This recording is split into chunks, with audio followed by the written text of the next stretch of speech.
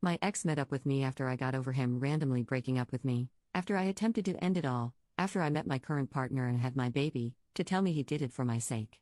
Posted by you/fair_satisfaction709. Obligatory throwaway account, as people in my life know my usual account. Posting because I really don't know how to feel about this, and I just needed to get it off my chest. Sorry for the freaking long post, there's a lot to unpack. Backstory first. So, around 2 years ago, my ex-fiancé, who I'd been in a relationship with for almost 10 years, unceremoniously just left me. It never fully made sense to me, as there were no warning signs. We were actively planning our wedding and had finally agreed to try for a baby, as we were both in our 30s and time was ticking. Then one day, he just started acting sort of off, wasn't saying I love you before he left for work, was spending more time out drinking with his friends than he was at home. He'd been struggling with his mental health since the COVID lockdowns, so I assumed he was having a bit of a downward spiral. So I sat down with him one day and just asked if everything was okay. He tried to brush it off initially and kept saying he was fine. So I changed the question and asked if we were okay. He looked like he really didn't want to answer, so I asked again. He paused, and in that moment, I knew it was over. I asked if he still loved me. He said he loved me but wasn't in love with me anymore. And that was it. Within a week, he had moved out, leaving 90% of his belongings to be collected at a later date, to serve as a constant reminder that he was just gone. To say it hit me hard was an understatement. I spiraled massively. I was at the lowest point I had ever been in my life, so I tried to end it all. It just hurt too much, feeling like there was something so wrong with me that he had to just leave. Fortunately, a friend managed to get me to a hospital before I did any serious damage to myself, and while I still felt awful about myself most of the time, it got a little easier. I ended up dating that friend a few months later. A lot of people said it was too soon to move on, but honestly, I never set out to have another relationship at all. But his constant support, presence, and reassurance that there was nothing wrong with me made me want to spend time with those who truly gave a crap about me, and in time we developed feelings for each other. We had a beautiful relationship filled with love and laughter, and much to our surprise, I ended up pregnant 9 months into our relationship.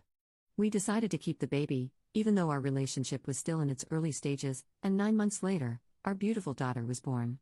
We are still as strong as ever today and continuing to build an amazing life together as a family. Now on to the present day.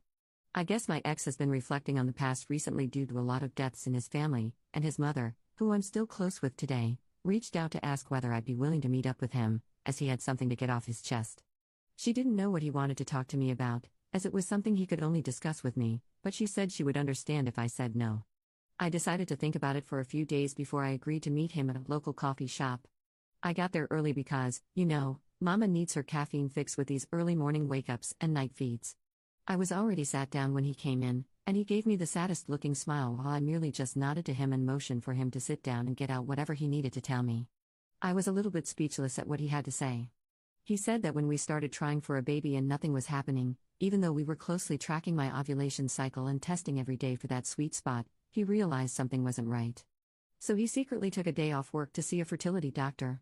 They found that, due to an undiagnosed issue in one of his testicles, the likelihood of him ever being able to conceive a biological child of his own was incredibly low. He knew that I loved him so deeply that I would have given up my dream of having children just for him, and he said he couldn't live with that on his conscience, that I deserved to have the life and family I'd always wanted, only with someone else. He kept apologizing profusely for hurting me so much in the process but tried to rationalize that I had got what I'd wanted in the end, so his plan ultimately worked. I ultimately sat there silent for a few minutes and just looked him dead in the eyes and said that that was never his decision to make. He took away my choice and nearly destroyed me in the process. Then I got up and left. It's been a few days, and I'm still processing. My partner knew I was meeting up with my ex, and he knows something is up but is giving me space until I feel ready to talk about it. But honestly, I'm shook. Did my ex honestly think I'd be like, okay, thanks for letting me know, and then we'd all be friends again? /relevant comments. Commenter. He was having an affair that is now over and is reflecting. He used the lie to try to make himself seem like a martyr. Ops response. I did suspect that for quite some time. There was a girl in our friend group he had become oddly close to over the last year of our relationship. She was one of the main people he was going out drinking with when I started realizing something wasn't quite right, so my mind did go there for a while. He ended up moving in with her as housemates after he moved out. She tried coming over to collect the remainder of his things. I was pretty mad and said I didn't consent to her being there, and if she didn't leave my property, I'd call the police on her for trespassing. I don't believe anything was ever actually going on there though, as I heard through the grapevine that she was seeing some drug dealer shortly after my ex moved in with her. Commenter 2. Absolutely, your ex-boyfriend had no right to take away your choice in this matter. Did he know about your failed attempt at suicide? Why did he not come back then and admit that it was all a mistake? Because you couldn't have babies if you are dead, right? I think it is either he is an absolute moron or he is trying to give you some BS reason so that you think of him in a better light going forward. Ops response. Yes, he was aware of the attempt. We had a pretty close-knit group of friends, some of whom were really supportive afterwards. They made him aware. I got an "I hope you're okay, sorry for everything" message after he found out. I never responded, and it was at that point that I blocked and deleted his number and all his socials because I couldn't trust myself not to drunk message him begging for him to come back. Commenter 3. There were other ways to deal with his infertility: donor sperm, adoption. The fact that he would rather have taken this decision from you than discuss options with you proves that he was not a suitable long-term partner for you. There are lots of hard decisions couples need to make together, and he demonstrated that he was unwilling to give you any real agency in your life together. You are better off now with your new partner. Ops response. Oh, I know I'm absolutely so much better off.